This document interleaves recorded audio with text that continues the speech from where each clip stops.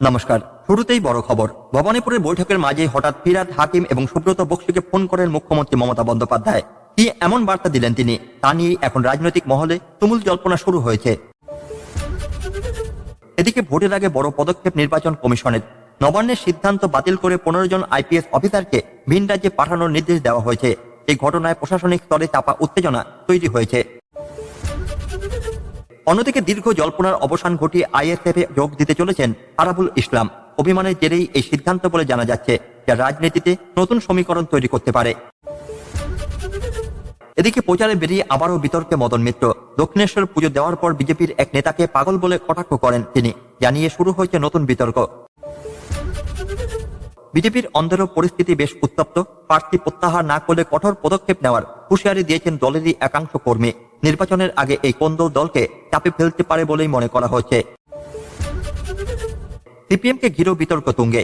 অভয়ার মা বাবার অভিযোগের পর এবার মুখ খুললেন মীনাক্ষী মুখার্জি। তিনি দলের অবস্থান স্পষ্ট করার চেষ্টা করেছেন।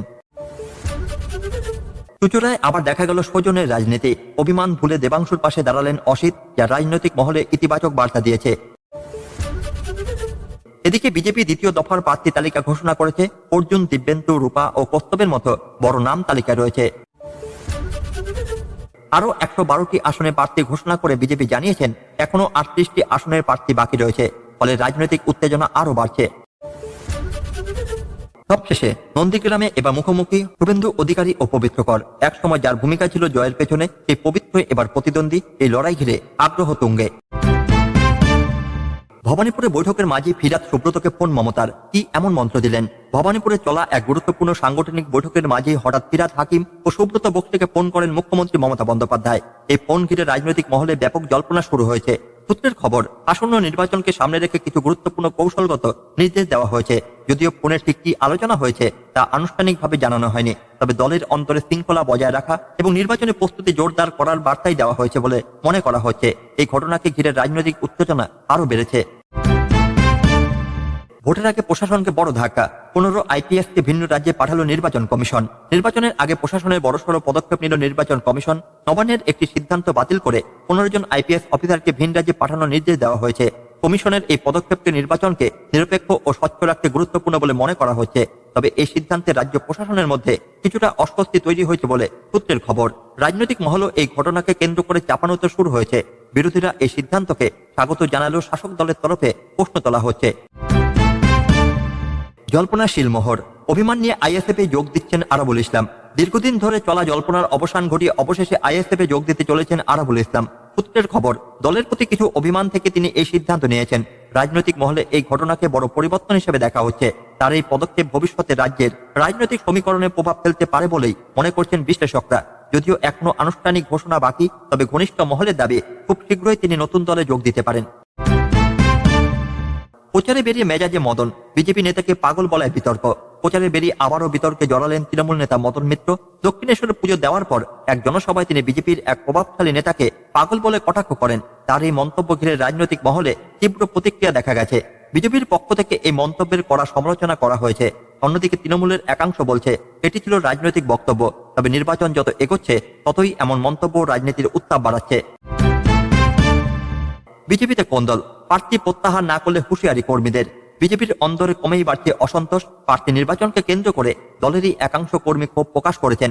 তাদের অভিযোগ, স্থানীয় স্তরের মতামত না নিয়ে প্রার্থী ঘোষণা করা হয়েছে। এর জেরে অনেক জায়গায় বিক্ষোভও দেখা গেছে। কিছু কর্মী হুঁশিয়ারি দিচ্ছেন, প্রার্থী পরিবর্তন না করা হলে তারা কঠোর পদক্ষেপ নিতে পারেন।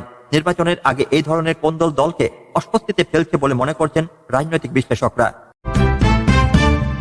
সিপিএমকে বেনজির আক্রমণ অভয়ার মা বাবার অভিযোগে মুখ খুললেন মীনাক্ষী।